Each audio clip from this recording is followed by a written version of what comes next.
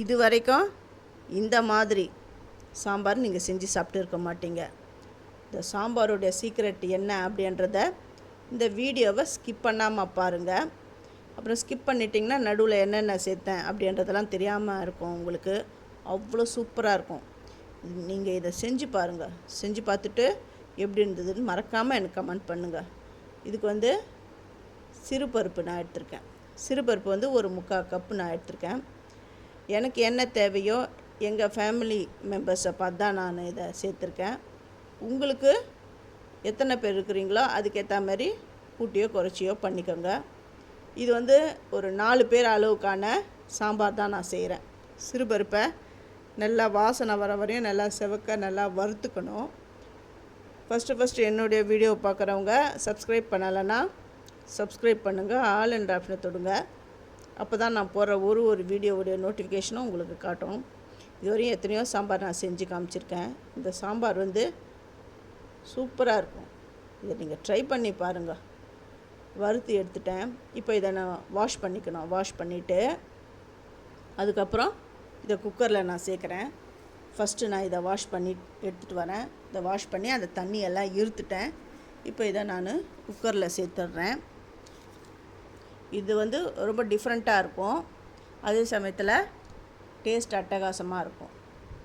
இந்த பருப்பு மூழ்கிற அளவுக்கு நான் தண்ணியை விட்டுட்டு மஞ்சப்பொடி, வெங்காயம் நல்லா பெருசாகவே கட் பண்ணிக்கோங்க. ஏன்னா நம்ம வேக வச்சு இந்த கடையை தானே போகிறோம். இப்போ பச்சை மிளகா 2 பச்சை மிளகாவை வெட்டி போட்டேன். தக்காளியை முழு தக்காளியை தான் நான் சேர்த்துருக்குறேன். இதெல்லாம் நம்ம கடையை தான் போகிறோம், அதுலேயே வெந்துடும். புளி ரொம்ப ஜாக்கிரதை. ரொம்ப கம்மியாக சேருங்க, ரொம்ப ஜாஸ்தியாக சேர்க்காதீங்க. இந்த அரை நெல்லிக்கான்னு சொல்லலை, அந்த அளவுக்கு புளியை சேர்த்துக்கோங்க. ஏன்னா தக்காளியும் போட்டு புளியும் போட்டிங்கன்னா அப்புறம் அந்த சாம்பார் ரொம்ப புளிப்பாயிடும். அப்புறம் டேஸ்ட் அந்த புளிப்பு சுவை நல்லா இருக்காது. அதனால் புளியை கவனமாக கொஞ்சமாக சேர்த்துக்கோங்க. அந்த புளி நீரை கரைச்சி எடுத்துகிட்டு வந்த தண்ணி, அதில் பெருங்காயத்தூள், சாம்பார் தூள் எனக்கு காரத்துக்கு ஏற்ற மாதிரி 1.5 ஸ்பூன் சேர்க்குறேன். இது கடலை மாவு, உடச்ச கடலை கூட நீங்கள் பொடி பண்ணி பவுடராக்கி கூட சேர்த்துக்கலாம். கட்டி இல்லாமல் முதல்ல நான் கரைச்சி வச்சுக்கிறேன். இப்போ பருப்பு வெந்துடுது. பருப்பு ஒரு 3 விசில் விட்டேன். சிறுபருப்பு சீக்கிரமாகவே சட்டுன்னே வெந்துடும்.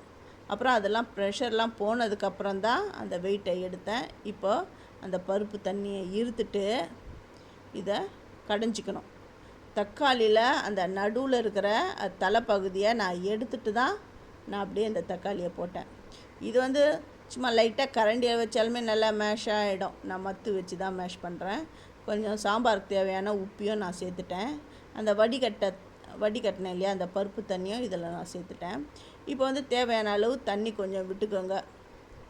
உங்களுக்கு எவ்வளோ தண்ணி தேவையோ அந்த அளவுக்கு விட்டுட்டு அந்த கரைச்சி வச்சுருக்கோம் இல்லையா, அந்த புளி தண்ணியில் சாம்பார் பொடி, பெருங்காயத்தூள்லாம் போட்டிருக்கோம் இல்லையா, அதை இந்த பருப்பு தலையில் விட்டுட்டு நல்லா இந்த பச்சை வாடை போகிற அளவுக்கு நல்லா கொதிக்கிட்டோம். கடைசியில் ஒரு சின்ன துண்டு வெல்லம் சேர்த்துட்டேன்.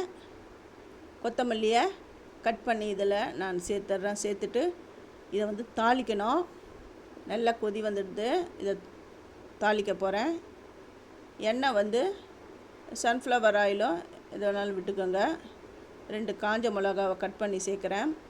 கடுகு, வெந்தயம், ஜீரகம் இதெல்லாம் சேர்ந்து எல்லாமே நல்லா பொரிஞ்சு செவந்து வந்த உடனே கருவேப்பிலையை நான் இதில் சேர்த்துட்டு அந்த சாம்பார் தலையில் விட்டுட்டேன். சும்மா அட்டகாசமான சாம்பார் ரெடி ஆகிடுது. சும்மா இட்லிக்கு இதை அப்படியே நனைய விட்டு சாப்பிட்டா அட்டகாசமாக இருக்கும்.